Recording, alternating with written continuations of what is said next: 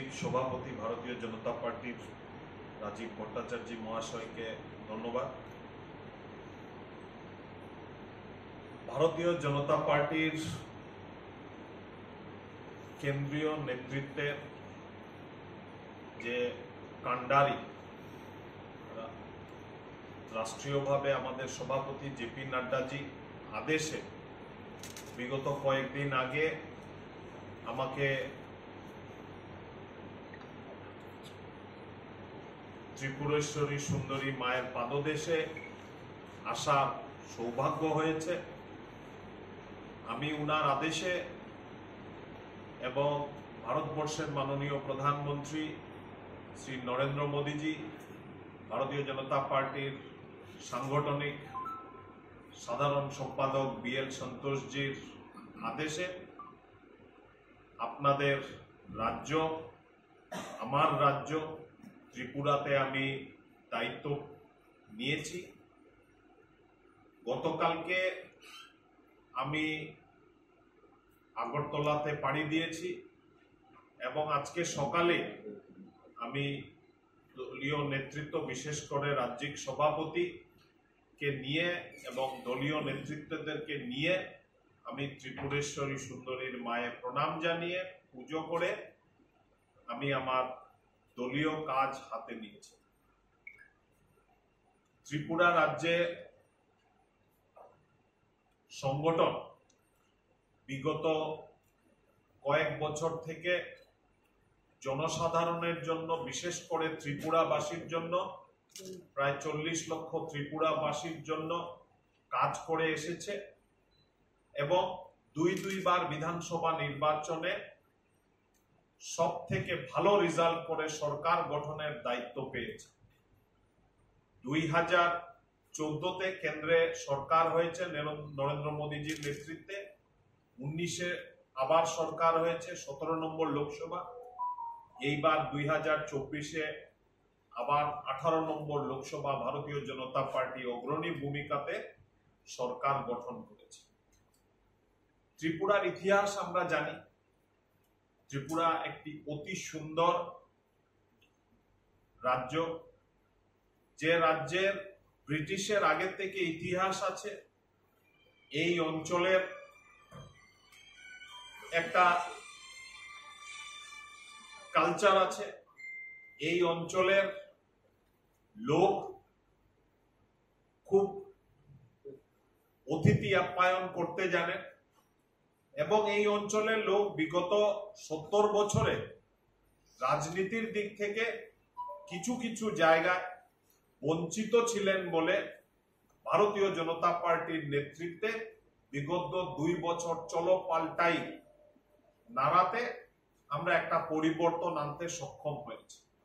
আমি বলছি না যে 2 বছর, 4 বছর, 5 বছর, 7 বছরের মধ্যে অফুরন্ত পরিবর্তন হয়ে যাবে, তবে হ্যাঁ, ত্রিপুরা রাজ্যে পরিবর্তন শুরু হয়েছে এবং বিশেষ করে মোদীময় ভারতের অঙ্গীকার হিসাবে ত্রিপুরাকে আমরা নতুন দিকে দেখতে পাচ্ছি।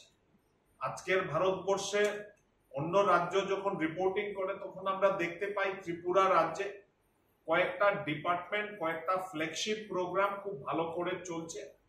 তার মধ্যে বিশেষ মেনশন করা দরকার যে প্রধানমন্ত্রী আবাসে লক্ষ লক্ষ ঘর নতুন করে হয়েছে বিগত কিছু বছরে এবং এই অঞ্চলের গরিব জনসাধারণ, যাদের উপরে মাথায় ছাদ ছিল না, RCCর স্ট্রাকচার ছিল না, যারা টিনের ঘর, কুড়ে ঘর, মাটির ঘরে থাকতেন, তাদের একটা আস্তানা হয়েছে, তাদের একটা পার্মানেন্ট একটা ঘর হয়েছে। করে আমার কার্যকর্তা ভাইদের, ত্রিপুরার কার্যকর্তা ভাইদের, যে আপনারা আগামী দিনে আমরা সবাই মিলে একসঙ্গে বসে আমরা এই নির্ণয় নেব কিভাবে ত্রিপুরাকে, ত্রিপুরার ভারতীয় জনতা পার্টির সংগঠনকে ভারতবর্ষের 1 নম্বর সংগঠন এবং ত্রিপুরা রাজ্যকে ভারতবর্ষের 1 নম্বর উন্নতিশীল রাজ্য বানানো যায়, সেটার দিকে আমার দৃষ্টি থাকবে, আমার কার্যক্রম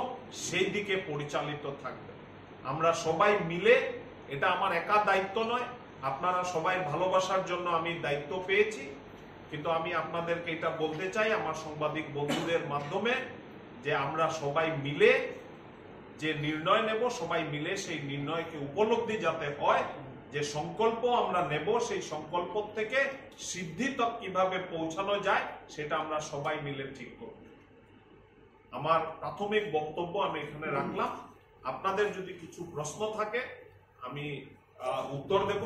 যদি আমার কিছু জিনিস জানা না থাকে, অত একদিনে হয়তো আমি সেই জিনিসগুলোকে রপ্ত করতে পারিনি, তো আমার দলের নেতা আছেন, সভাপতি আছেন, সেই প্রশ্নের উত্তর উনিও দিতে পারেন। নরেন্দ্র মোদী নির্ণয় নিয়েছেন আগামী 2 বছরের মধ্যে 2026-27-এর মধ্যে যাদের ঘর দেওয়া সম্ভব হয়নি তাদেরকেও ঘর দেওয়া হবে, এবং সেই মর্মে 3 নম্বর বার নরেন্দ্র মোদী সরকার গঠন করার প্রথম ক্যাবিনেট মিটিংয়ে আরো 4 কোটি ঘর বানানোর নির্ণয় উনি নিয়েছেন, এবং আমি আশা করি সেই 4 কোটি ঘরের একটা বিশাল অংশ আমাদের ত্রিপুরা রাজ্যে গরিব জনসাধারণকে তাদের আস্থানা, পার্মানেন্ট বাড়ি, পার্মানেন্ট ঘর দিতে সক্ষম হবে। জল জীবন মিশনের দিকে যদি তাকাই তাহলে দেখি যে আজকে 83% প্রায় বাড়িতে জল, পানীয় জল গিয়ে পৌঁছে গেছে, এবং আগামী দিনে যেগুলো বাকি আছে সেগুলো পৌঁছাবে। যে এক সময় স্বপ্ন ভারতবর্ষের স্বাধীনতা সংগ্রামীরা করেছিলেন, সব ঘরে পানীয় জল, সেই স্বপ্ন ত্রিপুরাতে পূর্ণ হতে যাচ্ছে ভারতীয় জনতা পার্টির হাত ধরে। বিগত কিছুদিন থেকে আমরা দেখতে পাচ্ছি যে প্রধানমন্ত্রী গ্রামীণ সড়ক যোজনার অধীনে ত্রিপুরার গ্রামে গ্রামে পাক্কার সড়ক, পাক্কার রাস্তা পৌঁছে গেছে। আজকেও আমি মাতাবাড়ি গেছি, এছাড়াও মাতাবাড়ির পরে আরো 3টি জায়গায় আমি র্যালি করেছি, পদযাত্রা করেছি, এবং সেই রাস্তাগুলো পুরোপুরি ভাবে কমপ্লিটেড রাস্তা, ভেতরের গ্রামের গ্রামে। আমি জিজ্ঞেস করেছি আমার দলীয় নেতৃত্বকে এবং শুনে আশ্বস্ত হয়েছি যে ত্রিপুরা প্রদেশের প্রধানমন্ত্রী গ্রামীণ সড়ক যোজনার খুব ভালো কাজ চলছে। আমি সবগুলো বলতে গেলে অনেক বলতে হবে, তবে ইনফ্রাস্ট্রাকচার হিসাবে যেগুলো ত্রিপুরাতে কাজ হচ্ছে, বিশেষ করে রাস্তার দিকে আজকে আমরা 6টা ন্যাশনাল হাইওয়ে হয়েছে, যেটা ভারতীয় জনতা পার্টির সরকার আসার আগে শুধু একটি মাত্র ন্যাশনাল হাইওয়ে ছিল।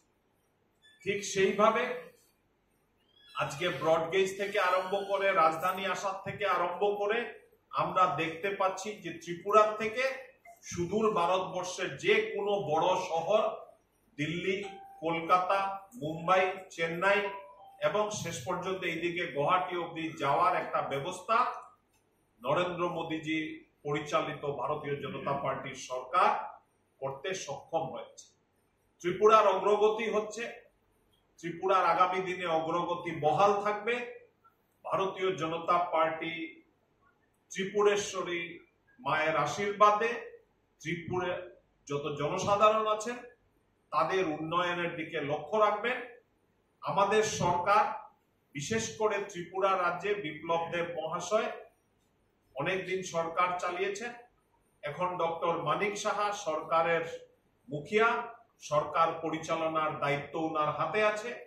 উনার সঙ্গে একটা ভালো টিম আছে, যারা ইয়াং জেনারেশনের এমএলএরা আছেন, মন্ত্রীরা আছেন, আমার দলীয় নেতৃত্ব তাদের হাতে আছে। তারা ত্রিপুরাবাসীর গরিব জনসাধারণ, দুস্থ জনসাধারণ, কৃষক জনসাধারণ, মহিলা যারা আছেন এবং বিশেষ করে আমার ইয়াং জেনারেশন যারা ছাত্রছাত্রীরা আছে, তাদের সঙ্গে তাদের হোপস, তাদের এসপিরেশন, তাদের আশা, তাদের আকাঙ্ক্ষা পূরণ করতে তারা সক্ষম হবে।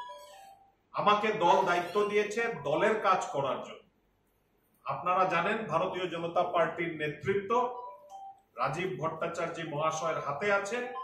উনি দলের সভাপতি হয়েছেন যদিও 2022-এ, আজকে প্রায় 2 বছর হতে চলল, কিন্তু উনি ভারতীয় জনতা পার্টির একনিষ্ঠ কর্মী হিসাবে, কার্যকর্তা হিসাবে বিগত অনেক বছর থেকে বিভিন্ন সময়ে বিভিন্ন দায়িত্ব পালন করে গেছেন। এই দায়িত্ব উনি নিষ্ঠার সঙ্গে পালন করেছেন এবং আমাদের এই ত্রিপুরা রাজ্যে যে 10টি অর্গানাইজেশনাল ডিস্ট্রিক্ট আছে, সেই ডিস্ট্রিক্টে আমাদের ডিস্ট্রিক্ট কমিটি আছে। আমি আপনাদের মাধ্যমে আমার কার্যকর্তাদেরকে একটা বার্তা দিতে চাই আজ, যে ত্রিপুরার ভারতীয় জনতা পার্টির যারা কার্যকর্তারা আছেন তাদেরকে আমি অভয় দিতে চাই, তাদেরকে আমি আশ্বস্ত করতে চাই যে আমি দলীয় কাজ দেখার সঙ্গে সঙ্গে আমার এই নতুন দায়িত্বর, আমার এই ত্রিপুরা প্রদেশের আনাচে কানাচে, পাহাড়ে পর্বতে নদীয়ে খালে যেদিকে যেতে লাগে, বিশেষ করে সব মন্ডল থেকে নিচে বুথের স্তরে আমি ঘুরে বেড়াবো। আমি আপনাদের এলাকাতে আসব। আজকে প্রথম দিন আমি দায়িত্ব নিয়েছি এবং আমি আশা করি যে আমাকে ত্রিপুরা সম্বন্ধে জানতে আর একটু সময় লাগবে। আমি ব্যক্তিগত জীবনে ডাক্তার, কিন্তু আমি পেশাগতভাবে আমি রাজনীতির সঙ্গে জড়িত, ফুল টাইম রাজনীতিবিদ। কাজে আমি পুরোপুরি ত্রিপুরা প্রদেশে ঘুরতে আমার সময় লাগবে না। আমাকে আপনাদের সঙ্গে কাজ করার সুযোগ দিয়েছেন। আপনারা আশা করি খোলা মনে ভারতীয় জনতা পার্টির সৈনিক হিসাবে, ভারতীয় জনতা পার্টির কার্যকর্তা হিসাবে আমাকে আপনারা মার্গদর্শন করবেন, আমাকে আপনাদের মনের কথাগুলো আমাকে বলবেন। আমি সবাইকে সময় দেব, সবাইয়ের সঙ্গে কথা বলবো, সবাই সমস্যা জানার চেষ্টা করব, দলের অবস্থানের কথা জানার চেষ্টা করব, দলীয় কিভাবে সংগঠন কাজ করছে সেগুলো জানার চেষ্টা করব, এবং সম্ভব হলে সরকারের কাছে দলের কথাগুলো কিভাবে পৌঁছে দেওয়া যায়, সরকারের সঙ্গে দলের কিভাবে সমন্বয় হয়, সেই দিকেও আমার একটা